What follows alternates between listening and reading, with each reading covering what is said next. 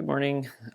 Today we're going to use a couple LFOs to generate arpeggios, and in my patch I have set up is really a standard subtractive synthesis patch. I have a cloud oscillator fed into a ladder filter, into a VCA, standard subtractive synthesis signal flow, a couple AHD envelopes triggered by a metro, and that's being flowed into a VST module, and this is just a Beap module that can host any type of VST you want. You can host virtual instruments, you can host effects. In this case I have an EOS reverb from Audio Damage because it's awesome. And so let's get started actually. I'm going to add an LFO, and I'm going to use LFO 2 because I might want to sync these up.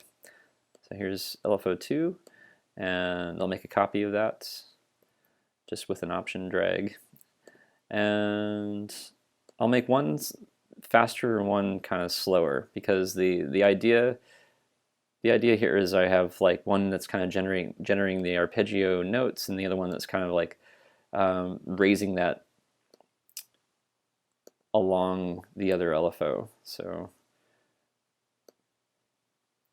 I'm going to take these two LFOs and I'm going to plop them into an audio mixer, so I can use the audio mixer to control the effect of each LFO. And we're not hearing anything. I don't have it plugged in to anything, and I want to visualize the signal. So I'm going to use a scope to look at the output. I find myself using a lot of scopes everywhere in Beap because it's really helpful to be able to visualize the signal. I can see right away that I want more of my slower LFO, and we can listen to this if we want. We're not done yet, but let's.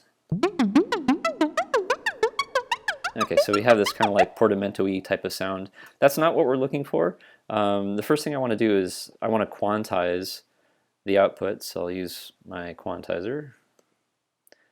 And no, I don't want a chromatic output. I would like to quantize it to a diatonic scale. So I'll choose Alien. We can hear what that sounds like.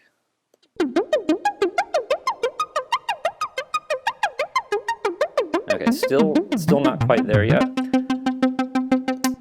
So I'm going to use a sample and hold, and the sample and hold is just going to look at the voltage that's coming out of my quantizer and sample it at an interval that I choose, a metric interval. So I want sample and hold, and so the signal's coming out of the quantizer, and then the sample signal is going to be triggered by the same thing that's generating the envelope. So every time the envelope fires, it will send out a new note.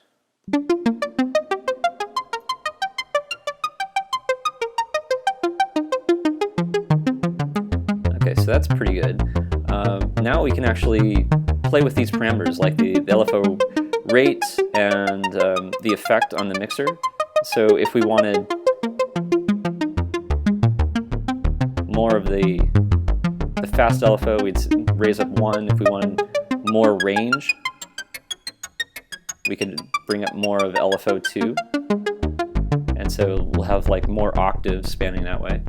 But if we want to scale this, constrain our action a little bit, I might back off on LFO 2.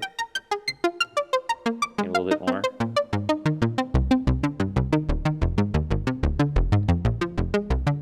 The other thing that we can do is we can start playing with the rate.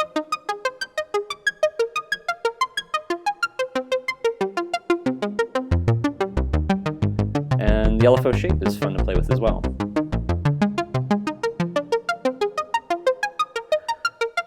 Now remember I said that we might want to sync these, so I'll kick this into frequency mode and say the fast LFO is going to be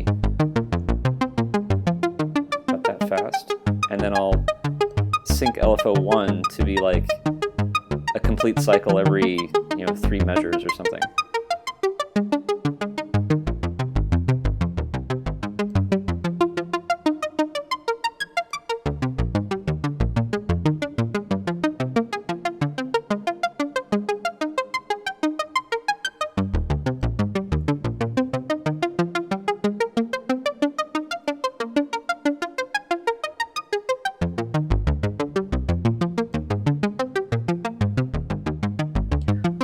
Since we're dealing with synced effects, I'm going to take another LFO and I'm going to use it to modulate my, my filter envelope.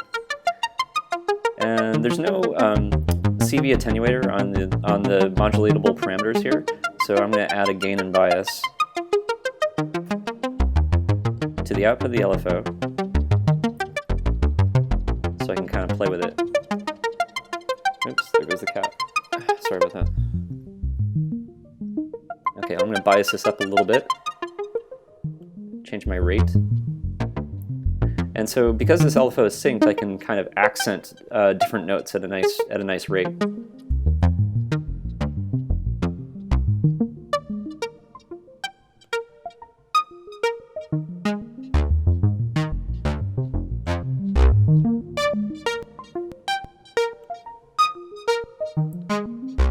I should note that these envelopes that I'm using are from Peter McAuliffe, who's been contributing to the Beap project.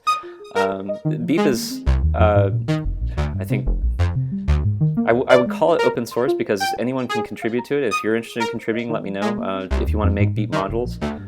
And so it's not just me that's doing this, it's actually turning into a community of people.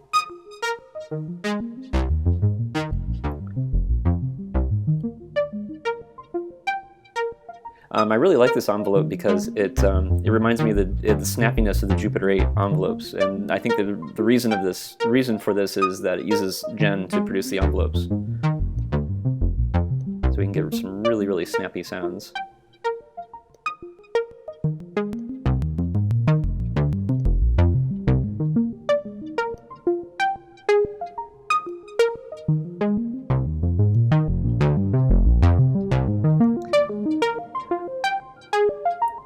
Let's modulate our pan with another LFO. Maybe we want, since we're dealing with 16th notes, we'll use an LFO 2 that is synced, and we'll have it generate a random panning value every 16th note.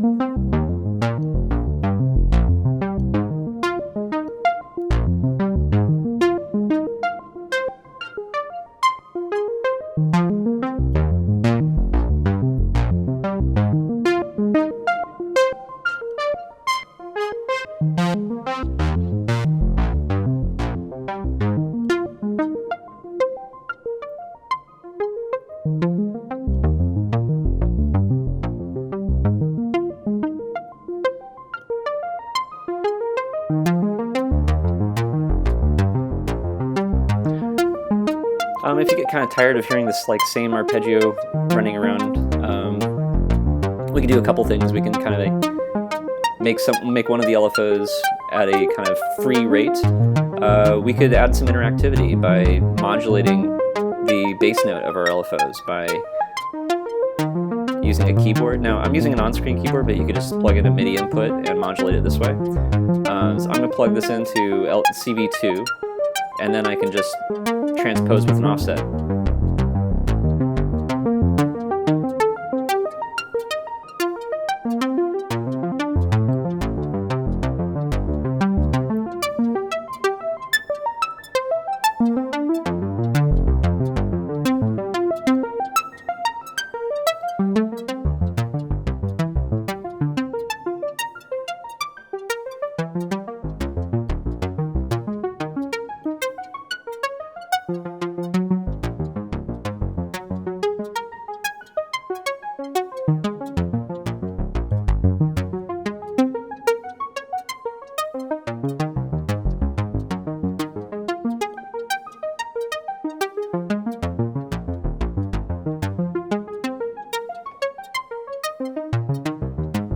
So that was kind of fun.